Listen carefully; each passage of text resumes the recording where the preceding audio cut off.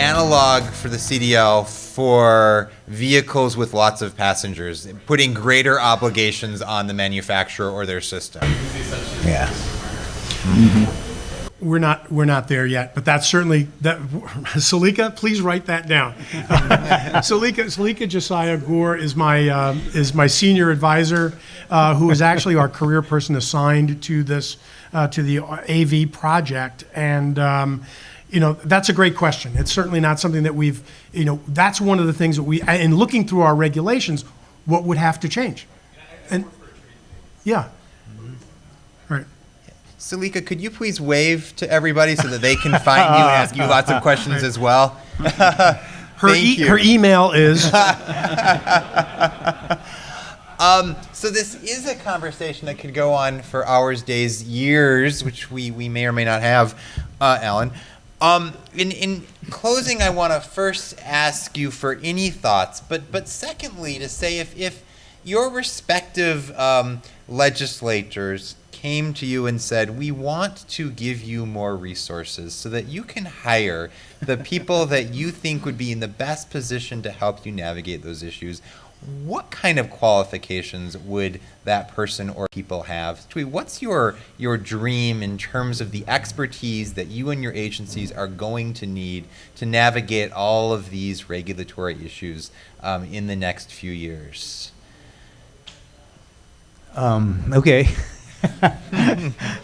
Well, it's obviously the skill set that's needed in this space is multifaceted. You need people that are well versed in engineering, in the sciences, but also in law, and that's very difficult to find. And I guess if you're asking me, what would I want? I would want to think that manufacturers are testing, and they are doing so and building systems in a way that is responsible, safe, and ethical. And I'd like to think that that's the case, and that would be my dream.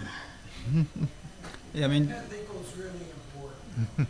it is, but it's a very interesting thing to test for.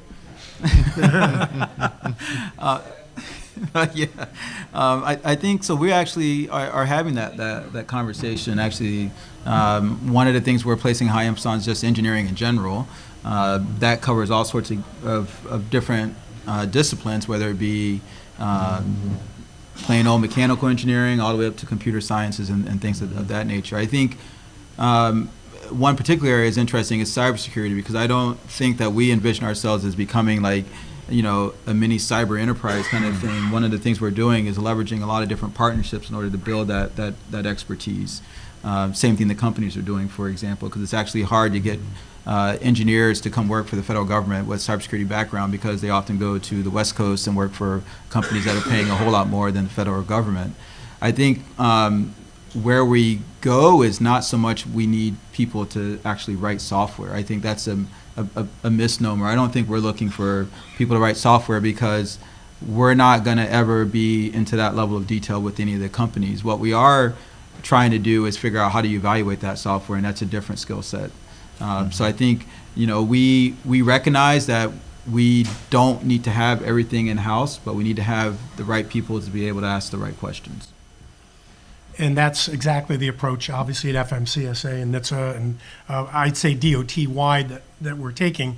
The one thing that I will say is that there is a little bit of a culture change that has to occur within our organization, and I think that probably across, and it is, you have to force it a little bit, especially when you talk to lawyers. I'm a recovering lawyer, to get them to think creatively about this. That this, yes, this is coming. Yes, we have to be prepared to evaluate and look at all the laws and regulations that we currently don't feel so comfortable with them, because we may have to take a good hard look and see how we can adapt quickly.